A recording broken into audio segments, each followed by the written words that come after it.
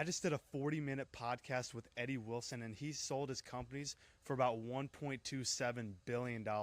And the company he just started is now worth $650 million in the private equity space. And he breaks down all the lessons that he learned in the process, what he would do to start over, the companies he's acquiring now, and he's on a roll. He's acquiring small businesses from 3 to 10 million, rolling them up, and then selling it to private equity for hundreds of millions of dollars. Hope you enjoy. Hi, everyone. Welcome to the Capital Raiser Show, powered by the Family Office Club. I'm your host, Weston Walker, and today we have Eddie Wilson. He has built and sold over 100 companies with the help of his repeatable business model called the Empire Operating System, which he founded. He's also the co-founder of the Aspire Tour with guests like Gary Vee, David Goggins, Mark Cuban, and his newest guest, Kevin Hart, and more. And he also runs a nonprofit which helps give clean water, food, and orphanages to those in need. Eddie, welcome to the show. Thank you. Appreciate it. Glad to be on. Of course. Yeah, so let's go into your background. You've built and scaled over 100 companies. What was your backstory with starting that journey and your vision for building those companies? Sure. Yeah, I grew up in the home of an entrepreneur. So dad was an entrepreneur, my mom was an entrepreneur. Both still have businesses today.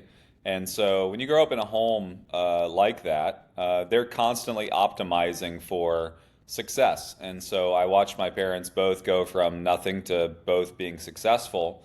And so, I took a normal path, went to college, went into corporate America, and you constantly in corporate America are told, to like hold on to your ideas, prove them, and then we can talk about it. And you grow up in a house of an entrepreneur, and things are moving a lot faster, and you see gaps and you see opportunities. And so, for me, it was a path of experiencing kind of the corporate culture and just deciding it wasn't for me. So I lasted in corporate for I think 7 years and climbed the ladder pretty fast and had some notoriety, but then really wanted to start my own thing. And so started my own advertising agency, and then ended up being my first exit. And so then in that exit, when I was 24, I began to learn that I had a skill set to build businesses that had intrinsic and multiple values based on what I had built that had higher values than the companies next to them. And so when I kind of saw that, I was like, oh, I could actually build a model that works. And so in my late 20s, I built that model, and now I'm in my mid 40s, and we've executed on it fairly well. Yeah, that's incredible. And we get a lot of private equity managers that listen to this show. It's called the Capital Raiser Show. We kind of target those private equity firms that are looking to scale. And it Sure. seems like you've built a repeatable model with the companies because you're in all different types of industries. You have a real estate portfolio of over 4,000 units. And then you've also exited about 125 companies. So Sure. talk a little bit about that model and how you create a repeatable strategy, even if it's completely different companies. Yeah, and that's what we are, agnostic to the types of companies that we own, buy, start. But what I would say that there's a couple of pieces that are the secret sauce. Number one, I build the community first. So if you look at all of my companies, it's typically tied to community. So, for instance, the very first group of companies that I exited from, they were tied to one of two communities that I built. A community called Think Realty, which was a real estate investment media platform. But that sourced leads to my insurance company. The insurance company is my largest exit to date, right? So if you think about it, I built this Think Realty community, and then I built products and services that people were already going to be spending money on, but because they know, they liked, they trusted me, they would give me a shot, and they became a very sticky user. So now I actually have a more valuable customer based on the community, and then I build multiple companies around those communities. If you look at like what I'm doing today, the Aspire Tour is just an aggregation of small businesses. Like we've touched 90,000 small businesses in the last 2.5 years with our every single month tour stop. And because of that, we looked into these businesses. We did some data science and realized that they're really light in financial services. So I'm back. I'm rolling up tax firms. I'm rolling up insurance agencies. All the things that I know these people need, and then I'll grow and scale them. So if you think about it, it's like the community is the goose, right? The service-based companies or the products are the eggs that those goose lay, and then I sell the egg, right? Like I don't sell the goose. So that's my private equity strategy. And so I'm agnostic to the type of business as long as it makes sense to the community that I've created. So that's why when I sold, let's say those 90s, in 2019, I sold 76 companies in 1 year. Those 76 companies were tied to one of three communities. It's like, and once you group them together, the similar customer base made it very advantageous for other private equity groups to essentially acquire them. So that's kind Did of you sell strategy the number. communities with it? No, I typically never sell the community. Every once in a while, I will, but for instance, this last year we sold FitCon. FitCon was it was one of the world's largest fitness conventions. That was a community. And the reason I sold that was because that space it's red ocean. It was so difficult to find services and products that would cut through the noise in that space, that we decided that we would sell the community and all the assets tied to it. So no, I typically don't sell the community. I typically just sell the eggs. I sell the service-based companies or products that serve that community. The second strategy is I really understand that every business is in a certain phase. There's 5 phases of business: startup, perseverance. That's kind of the pre-profit phase. Viability, or scale. Now that I've got it to viability, where can I take it? And succession. So what I do is I buy businesses that are either in perseverance, pre-profit phase, or in viability. They have a model that works, and then I take them into scale, and then I exit them. So that strategy is what I call a mid-cap strategy. So I'm not buying little small companies that are only doing 100 grand a year. I'm buying a 3, 5, $10 million company.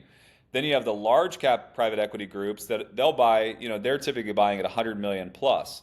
So what I'm doing is I'm typically buying small to mid cap, scaling them, leaving some meat on the bone, and selling them to large cap private equity firms. Yeah, and this strategy all ties around your community. And venture capital firms, you see them talk about network effects and the cold start problem. When you're first starting a community like that, when Facebook started, they Yes. were targeting colleges and they had, Right. a tough time, but they were successful at it. They built the community around, college campuses. So Okay. if someone listening to this is just starting out their community, maybe they want to plug in some products or services in that space, what would be your strategy for starting a community?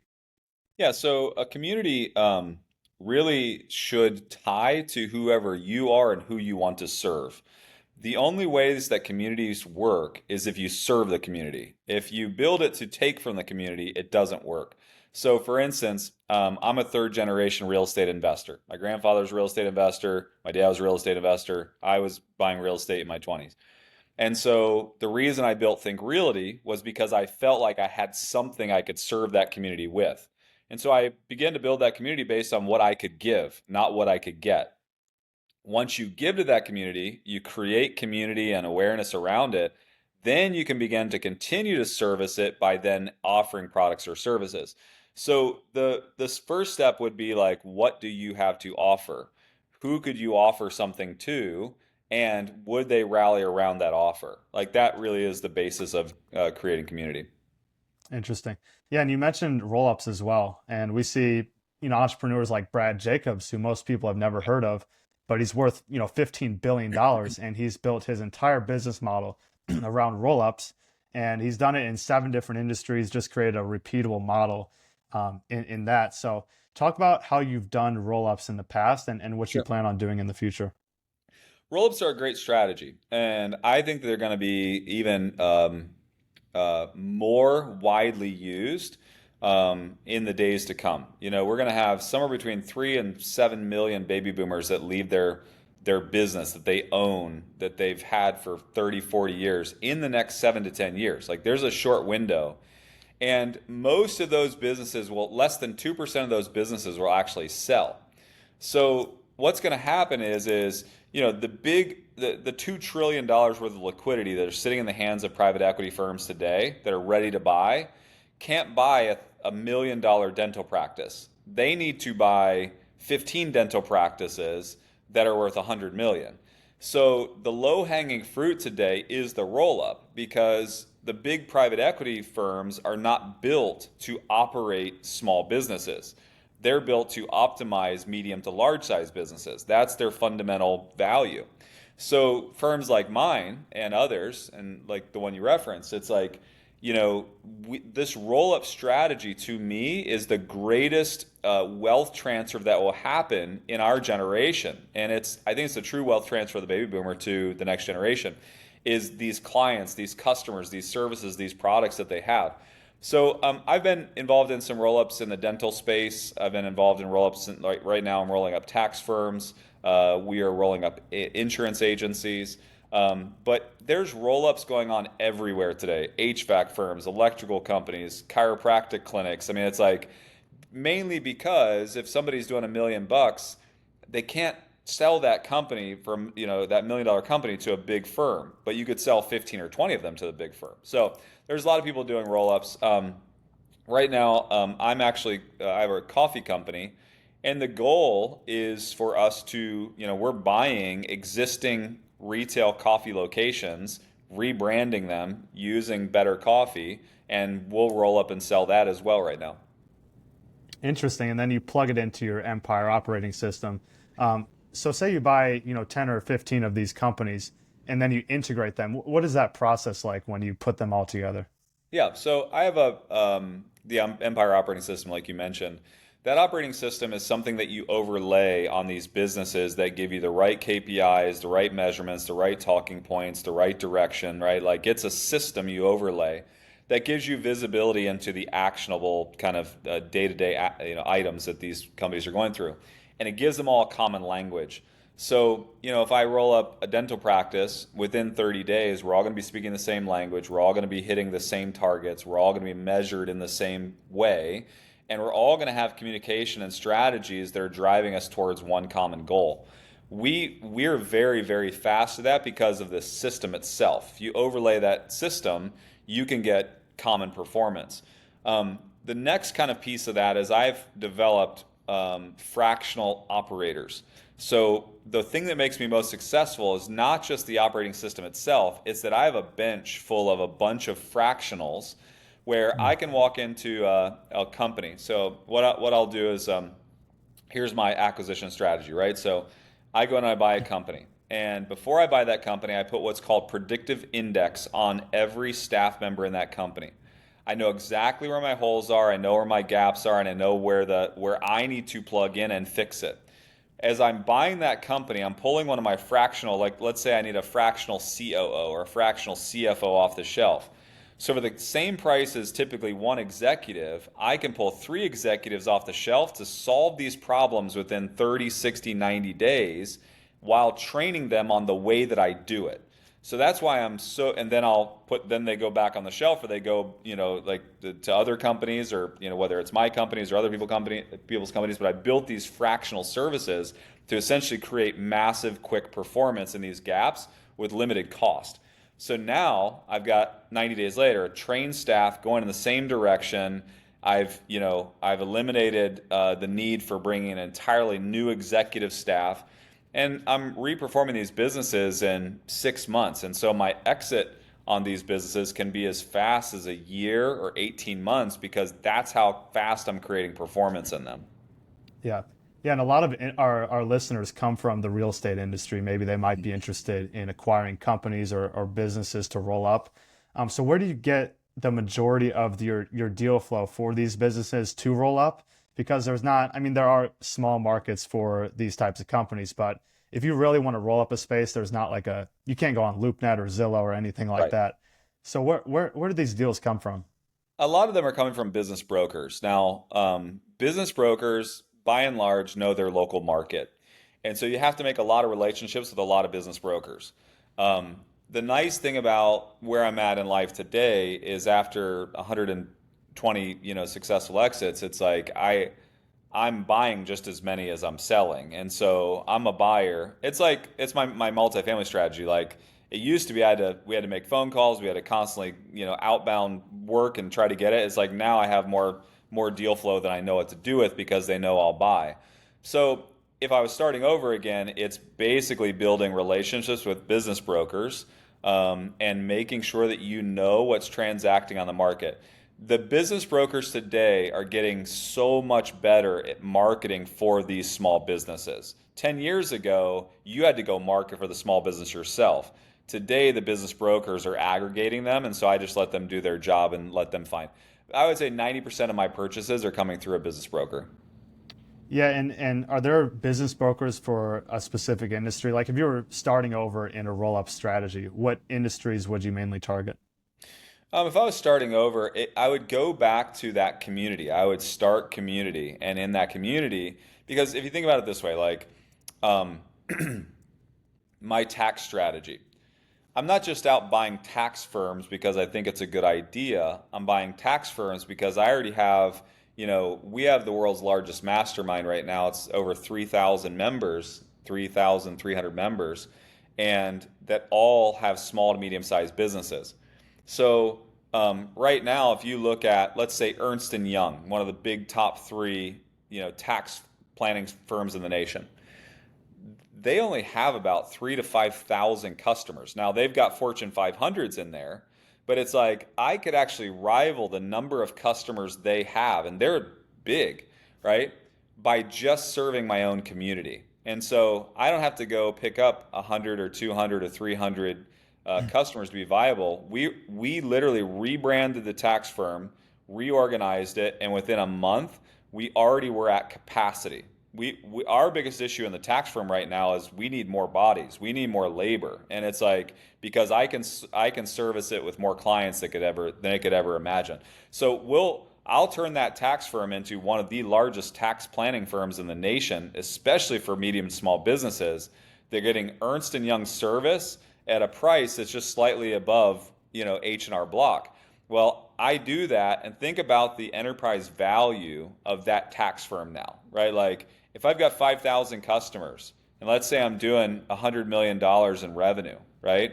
That tax firm has a lot of enterprise value. So my strategy would still be going back to building community and then rolling up whatever it is that they need. Yeah, that's interesting. And that's a way to reduce risk as well because you already have the customer base that trusts you and your brand, You and then you got can it. just plug them into a product or service that you trust and then just Yeah. pass that through to the community. And with So data if science, all you have to yeah, do is look at their P&L. You just have to, with data science, you're just like, hey, where are you spending money at? And where are you dissatisfied with where you're spending money at? And you plug into that and you've got magic. yeah, what are the ways you reduce risk when you're acquiring these companies? Yeah, reduce risk. Number one, I predictive index every one of their clients, or all of their employees, I'm sorry. And I understand where their gaps are long before, and I know that I have something I can plug in that solves those problems. Number two is I already have a ready-made customer base that has already told me they want the service that is sent or product that I'm essentially aggregating, buying, creating. Then second of all, it's my Empire operating system, right? That system, I've put it on over 200 businesses myself, and there's over 3,000 companies globally that use the Empire operating system. So it's like, it's so tried and true that it's like, these are the three or four strategies I use to reduce my risk. Yeah, and if you were to obviously you reduce the risk in those companies, you plug it into your community. If you were to start over, but you had capital, you had the connections with chief operating officers, things like that, they're fractional. You can just plug them into companies. What would be the main like if you were to build $1 billion business in say 10 years, how would you go about doing that? Um, I would I would look for acquisition opportunities that cost me little to no money out of pocket, and I would use the capital any capital I had for growth capital, right? And in that, like let's say, I mean, again, if you took away everything I had, if you took away the money I have, you took away my operating system, you took away the communities I have, right? Like you took all those tools away, what I would do is I'd build relationships with business brokers. I would work hard at acquiring companies that I know I have an expertise in. I would use my capital for growth capital, not for the acquisition. I'd work out some sort of a strategy to try to limit my dollars out of pocket. And then I would go by the same business over and over and over again. I would use a roll-up strategy to get to $1 billion. That's a tried and true strategy that I understand. And so now, with all the tools I have, community, Empire Operating System, the fractional people on the bench, personal capital, I can do that at Accelerates it. scale super fast, right? So I would still do the same thing. I just wouldn't be able to do it as quickly. Yeah, and you mentioned little to no money out of pocket to buy these companies. Maybe if someone's coming from the real estate industry and they want to buy companies, they don't have a track record Right. in, say, buying dental practices or buying tax firms. Yeah. Um, how would you leverage someone else's track record and partner with them to buy those companies, or how would you leverage, or how would you say you have experience to the seller to take over their business that they've been building for 20 years? It's a great question. I love partnering in private equity, so like getting a strategic operator would be very, very helpful. If you can't find that, what I notice right now is that there's a lot of people that need to exit their businesses that have no succession plan. And if you don't do something with it, they don't have a strategy. Less than 2% of businesses that are currently listed on the market are going to sell. So 98% of them are not going to sell. So you get somebody that's pretty desperate that doesn't have a succession plan who, and they're in their 70s, they've already got a nest egg set aside. That's an easier acquisition if you're just new to that type of a space versus going into somebody who already sees value in it. So I would go after those types of businesses. Then what I would do is whatever capital I would have, I would start talking to them about the tax benefits of owner financing the acquisition versus me paying cash. Like you want to avoid capital gains. The way I'm going to teach you to avoid capital gains is to finance this purchase for me versus me giving you cash up front. If not, you're going to lose, 39.6% or whatever it is in capital gains. So let me teach you how to avoid capital gains. Now, instead of me putting up all of the money up front, so like let's say I'm buying $1 million business and I talk this business owner into owner financing it for me. Then what I'll say is, hey, I'm going to put up $50,000 into escrow. And if the business performs or outperforms whatever it just did, I'm going to give you this $50,000 bonus at the end of the year on top of my payments I'm going to pay you every single month. Or let's say 50,000, 100,000, whatever you can put up there. And then I'll say, however, if the business doesn't perform, I'm going to use the same amount of money to help make sure it covers the cost of the lack of performance. So it helps us both, right? So like you need me to make the payment long term, right? Like if you're owner financing, you need to know that I can pay it. So my escrow is essentially going to help me ensure that. Now, if the business performs like you said it's going to perform, I'll give you that as a bonus. If it doesn't, I'll use it as a backstop. And so then I do deals like that where it's like limited cash out of pocket, puts the emphasis on the performance of the business, and then they get paid out over time. And then there's, obviously if they want some sort of safety, they could have a clawback clause or something like that. If I couldn't pay it, the business comes back to them or whatever. But it's like there are so many people that are in a position today to sell their business that have that really have no succession plan. You could do that deal, rinse and repeat all day long, nonstop. Yeah, and it's not like you're asking for seller finance. You're saying providing the benefits of why seller Yep. financing is important to them. And Correct. and you mentioned bringing in a partner to possibly run these companies, and Mhm. you bring in a portion of the transaction and the expertise. Maybe that's capital, maybe that's deal flow, but then you bring in an operating partner for actually running the companies on the day-to-day basis. Yep. So talk about what you look for in those partnerships, and how you don't screw up partnerships because a lot of them Yep. go wrong. Yeah, it's just clear parameters, right? I mean, and what I find is oftentimes the operating partner usually is the one that has to put in a lot more work. So you need to weight it in their favor. It's like because if not, you get 4 or 5 years into this and they look at it and they say, "Well, you brought the money and you brought the deal, but you're not actually putting the effort into this, and I'm over here slaving away." So you need to make sure that you counterbalance those thoughts early on. Next, it's like make sure that there's aligned strategy on what the ultimate plan is. Are we doing this to exit it? Are we doing this to create cash flow? Are we doing this to service investor debt? Whatever it is, like just there has to be a clear delineation. And then and then clear exit plans for each, right? So like the dental roll up that I was involved in, I said, hey, I'll put up capital for 4 or 5 years. Let's roll it up. I don't want to operate it. I don't want to get involved. I want the acquisition strategy, and I want to put the capital up. But I want to exit in 5 years. Now, if you guys decide to stay in this deal and continue to operate all these dental practices, I want an exit plan for myself. If we sell in 5 years, I'm good. If not, here's the exit strategy I want. And so I built an exit plan. And so they decided to stay in it and continue to grow it and build it. I exited in 6 years. And through a process of them buying me out, it was already predetermined in the original document. So it's just making sure you put enough time and effort into the forethought of what could or should be. Yeah, and it's laying out those things beforehand Yeah, before it screws up. So, you yeah, got it. you mentioned I watched your short little School of Hard Knocks interview on the street, and you mentioned he asked you like what type of businesses should people get into, what industries, and you said AI and tech. So Mhm. what exactly did you mean by that? Is it implementing it in your own business? Is it Yeah. maybe building a company in those industries? What did you mean by that? Yeah, first of all, it caught me off guard, so that was hard to Yeah. come up with just exactly what I would buy. But I still would hold to that answer, and that is, but it's a little bit different. I don't. I'm not interested in pre-revenue companies. I'm interested in private equity that's already has some revenue, has some processes, some systems, decent products, decent services.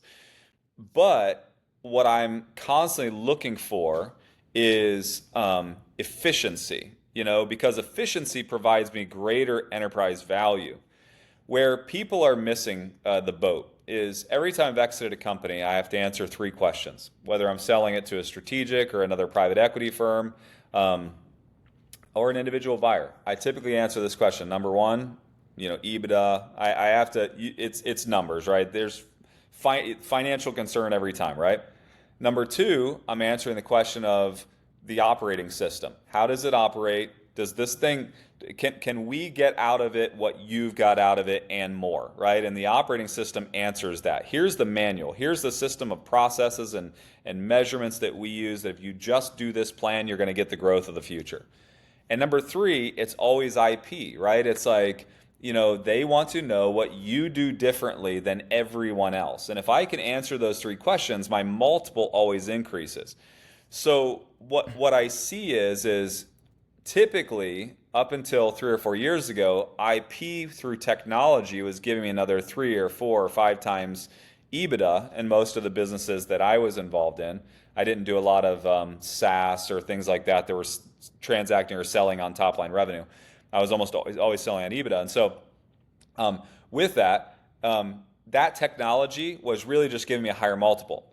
However, technology with AI today is giving higher levels of efficiency. So it's actually giving you higher EBITDA and a higher multiple. So it's like you're doubling down on these opportunities because the things that it used to take me, hiring somebody to do is getting faster and faster through AI. So when I'm saying I'm investing in companies that are AI backed or AI infused, or I'm investing in AI in my own companies, is really where my head was at in that interview. Is like, I'm not just out buying AI companies that are editing videos for people or AI companies that are creating financial models for people. I'm investing in AI products that are more B2B that essentially can help create efficiency in my business, right? Like more EBITDA, and has an IP component to it that allows me to do business differently than my competition that gives me typically a higher multiple. Yeah, and it's more profits and it's a higher multiple, so you kind of double dip there, Double and dip. it's a no-brainer. And Yep. you've also built you built the community, you built these companies, and you also built a personal brand across all different social media types. So Sure. talk about the power of social media and how you would start Yeah. if you were to start over. I mean, we see a lot of these private equity groups and these CEOs. They don't Yeah. have a large social media presence, but they have all these companies.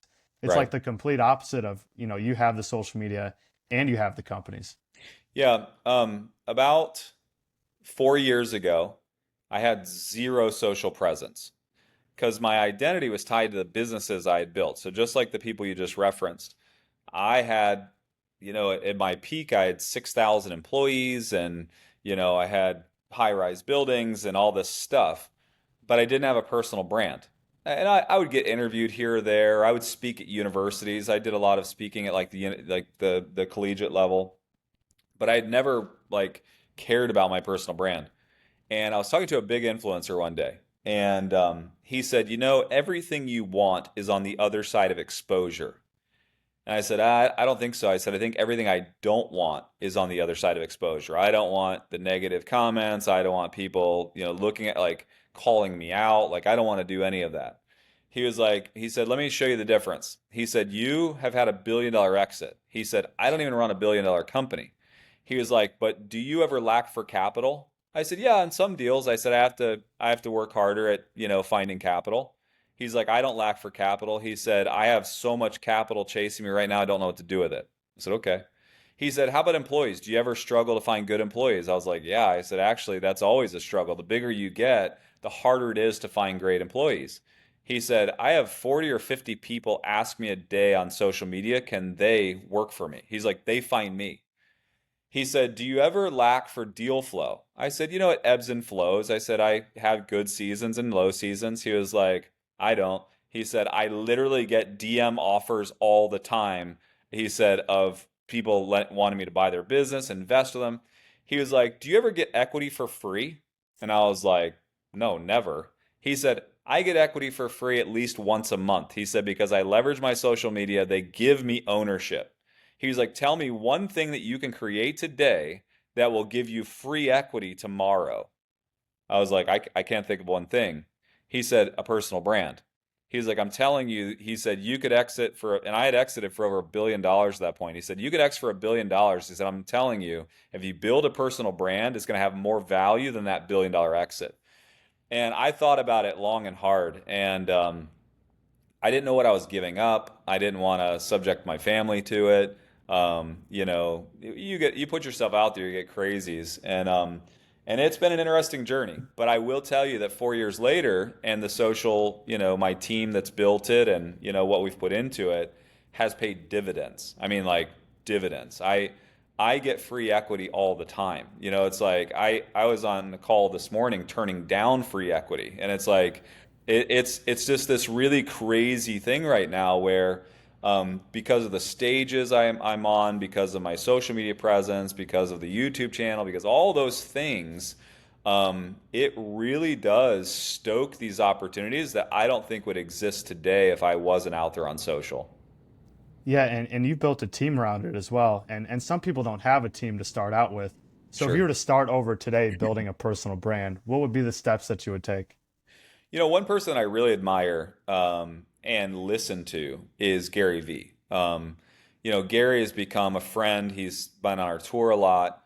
And what I think Gary does is he speaks to the average person on what it actually takes to build a brand. Now, he's crass and he's crazy and he says crazy things, but he's not wrong. He's right more than he's wrong, and he says so many things that have power in them. It's like I thought TikTok was dead, and I remember when Gary Vee came out and said you have to go all in on TikTok, and I thought that's the dumbest thing ever. It's going to be another Snapchat. It's going to go away, and it had this massive resurgence, right? And I benefited from TikTok, listening to him with TikTok, and but what Gary does is he talks about how that today building social is about being real and authentic and giving people entryways into your life and then serving them with those entryways.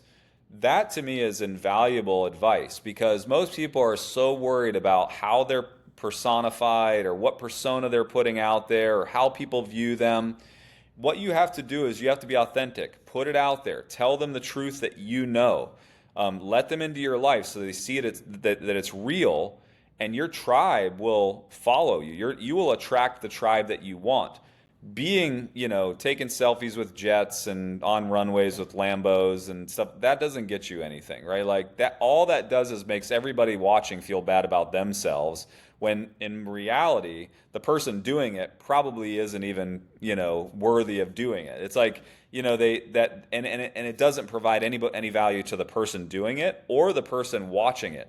So it's really about that value exchange. And that's where if I just start again today, I would probably talk about all the things I'm talking about with you on this podcast, right? It's like, here's how I am successful. This is how I exited. Let me show you how I do. Here's the last phone call I was on. It's like you give people insight into that, and the people that want the success you have all of a sudden will follow. Yeah, and it gives them a reason for following you instead Right. of saying, "Hey, well, I'm standing in front of a Lambo." Right. It's like who cares? They don't have a reason to follow you and follow your journey. You And you got see it. a lot. You see Alex Hormozy talk about documenting your journey Mhm. along the way, and he says to start a social media, talk about how he would do it after Yeah. you built the business, because that's why his social media took off. He sold a company for 46 million. He started out, and that's why people followed him, because he Yeah. had that exit before he started the social media. And you see I other would people I would documenting. disagree slightly, only in that if you wait till something great happens, you miss out on all the authenticity of doing it and the accountability that comes when you're out there talking about it. There's something great about documenting your journey before you get to success that holds you accountable on that journey. I think that a lot of times people think like, oh, I have to do this big thing. I have to do 100 houses in real estate before I can talk to people about doing one house, and they put these weird parameters. I say document your journey no matter what. If you're a success or a failure, document the journey. Because then as you gain success, those people will be with you through that entire process. And when they see you get success, they're going to be raving fans. Like they're going to be super fans. Yeah, and it's funny because if you think about Jeff Bezos, like if he would have had a personal brand when he was Yeah. starting Amazon, he'd be like, okay, we're unprofitable again this year. It's the 15th Yeah. year straight we've been unprofitable. I mean, Right. that would be an invaluable lessons if he shared or Sure. documented his journey if there was a social media platform back then. Yeah. Yeah, so let's talk about your nonprofits as well. You're a Christian guy, you're faith driven. So talk about how you help, people in need. Yeah. All of us have an inner desire based on why we were created and the calling that's in our life. And oftentimes people would just say that that's their purpose, right? Like this is the purpose by which I was created or what I'm called to do, right? For me, most people put purpose like way at the end of their life. They're like, once I get to this level of success, once I get to this point, like then I'll work on purpose. I think purpose needs to be brought all the way back to the front before you ever have anything to offer that purpose. And you should anchor all that you do into that purpose so that as you have success, your output in that purpose grows. That's the mistake I made early on. I thought, oh, once I get to a certain level of wealth or money, then I can do something. And I lived a very unfulfilled life because it was never enough. Like I sold my first company in my 20s and wasn't enough. I had to go do something else, and then I would build something else, and then I would do something bigger, and it just wasn't enough. I was climbing a mountaintop and then seeing It's just another on to the mountaintop that was next. bigger. Just this constant, hamster wheel. When I finally anchored into purpose, it became less about the achievements of my life and more about the outputs towards the purpose in my life. The purpose gave me fulfillment. The achievements didn't give me fulfillment. Most entrepreneurs, most people listening to your show, they're going to be like, man, if I could just do this, if I could just have my $100 million exit, if I could just go buy my first company. They're going to put these achievements as benchmarks. And I'm going to say to every single person is that anybody that's ever achieved anything, you realize that once you get to that achievement, it provides you little to no true value. That's why then you'll hear people say like, "Oh, the journey was the best part. It was the learning that was the best part, not the actual achieving." And I'll say, "No, that's actually a cop out as well. You're just missing the entire point, and that is, it's not just the striving, it's not just the achieving. It's what are you striving and achieving these things for? And when you anchor into purpose, you find fulfillment. For me, I didn't learn that until my 30s, and I was having I had my first exit and basically beat myself up over it because I didn't exit at the level I wanted to, and it's like, and then I was like, I got to go do this again. I got to go figure this out. And and what it was is I was searching for something that I couldn't get filled with achievement, and so once I found purpose, And my purpose is what, today it's called Impact Others is my nonprofit. And we dig clean water wells and build orphanages and start, we feed and educate children. And then we start sustainable businesses to create ecosystems so that they can self-sustain. And to me, there is massive fulfillment in that, right? Like I know I'm living in my purpose. And so today, I started this company today. This is our private equity firm I'm sitting in today, and our valuation is probably around 650 million in 2.5 years. I'm trying to get to that $1 billion mark, but I could care less what our valuation is, and I really could care less how much we exit.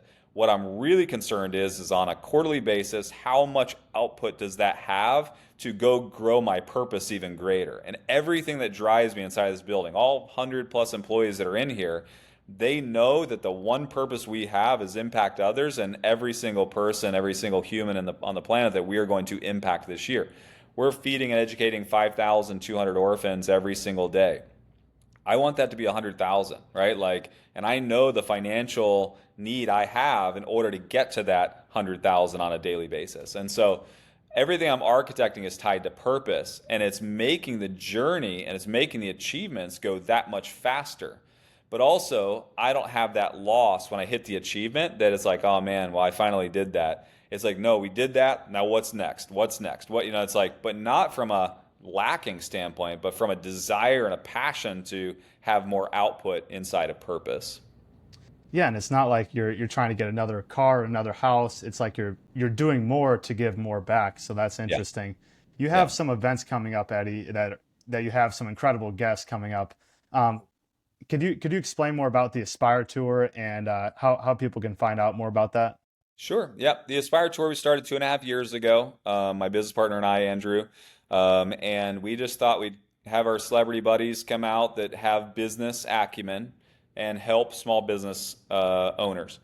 And that started 2.5 years ago. We're on our 27th tour stop. We do this every single month, and somewhere between 3 and 5,000 people show up every single month. And we've had some even bigger ones. We did Madison Square Garden and we did the Toyota Center in Dallas. We've done some really big ones, but we really like the intimacy of, 3,000 business owners in a smaller environment that they get to hear David Goggins or Gary Vee or Kevin Costner or one of these guys, or ladies, Kendra Scott or Barbara Corcoran, actually outlay here are the successes I've had. This is the journey I was on. This is what it took to be successful. And we asked them for authenticity. Tell us what it took. Tell us how you failed. Tell us the steps you took. And it's been a success. We've sold out so many of these shows. So now we got those are coming up. So I think this summer we've got San Antonio, then Dallas, Minneapolis, Columbus, Ohio. We've got, I think, I think we've got 7 more to go this year. We've actually added an extra one in there. And then we've also opened up, excuse me, we've opened up our virtual business tour. So this year we'll do 2 big virtual stops where we'll actually give away the event for free. And we've asked the celebrities to come in and teach and educate. We already have over 100,000 signed up for the one that's coming up, and it's a really big opportunity. Excuse me. No worries. Yeah, congrats on 100,000 guests. That's incredible. So yeah, if anyone wants to book or attend one of these events, where should they go? I mean, we can attach links in the description, and they can reach out. Sure. Yep. AspireTour.com is the easiest place to go, or on social. Cool. Sounds good. We'll attach that in the description. And Eddie, thank you for coming on. Thank you. Appreciate it.